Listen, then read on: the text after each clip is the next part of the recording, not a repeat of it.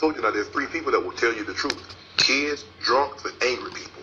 Now, these owners are angry because they're losing money. Yeah. Bob McNair stood up and told them, says, we cannot have the prison. We cannot have the inmates running the prison. Mm-hmm. Now, after the meeting was over, Troy Vincent, who's really number 2 in the NFL, said, I'm offended. Then he was like, well, I'm sorry. I didn't mean it like that. Remember, when you're angry, you're going to speak the truth. Now, if they're speaking like this in front of these black players, Skip, when they get these 32 together, what's being said? What's being discussed? How they're looking at them. Because remember, Mr. Trump said these SOBs. Mr. McNair, who's one of 32, said inmates. And this is a prison.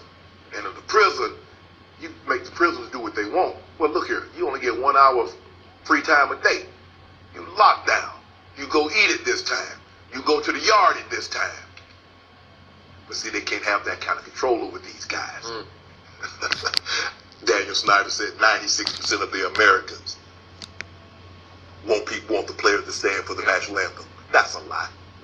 First, the article written. Yeah. First of all, Daniel Snyder is one of the 96% of the 1%, which is the wealthiest people in America.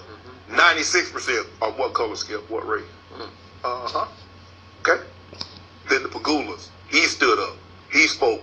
Anquan Bolden is the perfect one for this situation. Not because he left the NFL to pursue this, or not because he's a white owner, but because he's black. Only black people should care about black people. Very interesting. Very, very interesting when we do so much for other people around the world. When we have an issue that needs to be confronted right here in America, Skip.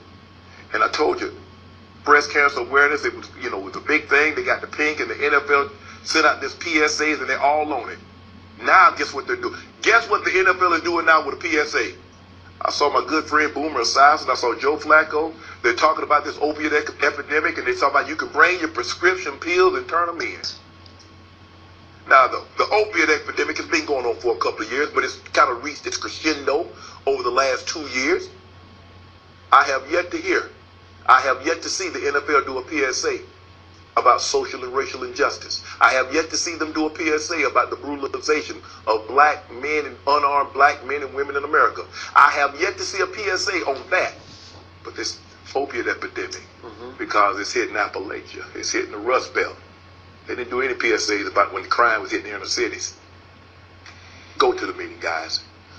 But what was told to me and how it was explained to me, well, we help the churches, we help the YMCA. They're like, what that got to do with social and racial injustice? You hear all the owners, and even the commissioner today, we're all for the players going out in the community. Well, who in the hell is against that? Go to any game and see how many numbers you see. Foundation, the Carr Foundation, the Prescott Foundation, the Zeke Elliott Foundation. You got 10, 15 guys on 32 teams that have foundations that's working in the community. They want you to address this on a state, in a local, state, and national level. Going in the community is great. I commend the guys. But until you change these policies at all 3 levels, Skip, they're not doing the players or the situation a favor. The thing is, I got no problem. If you're gonna feed me BS, tell me it's BS, and if I want to eat it, I want to eat it. But don't tell me, hey, don't feed me BS and tell me it's sauteed spinach. And see, that's what the owners are trying to do. But the players are starting to like, hold on, I'm hearing what you said right here in front of me.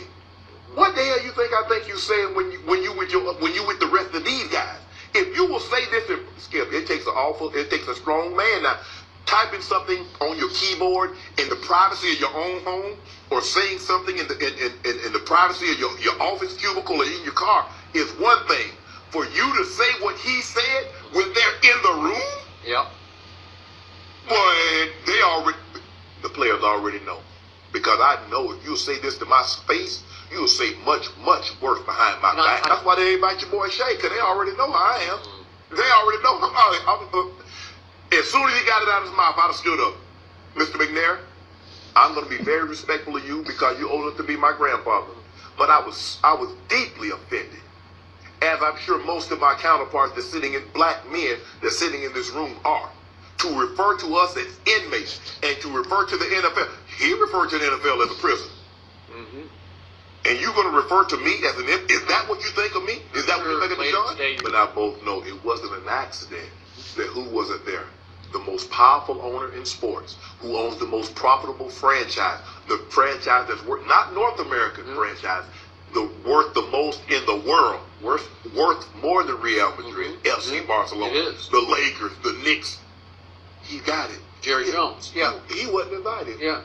He took a knee. Yeah. And then all of a sudden, you know, hey, so we already know. But that's the skill. If you let me know what I'm dealing with, you know, the old saying, you know, peeing on me and telling me it's raining. You peeing on me, just tell me that. But don't tell me it's raining. And that's what these owners are trying to do. They're trying to fool the players. But then when players get there and they sit and they listen to them and they're like, you're just saying that. You just want us to get up off this knee. You just want us to paint the picture, and then because Mr. Kraft said over time it'll work itself out. You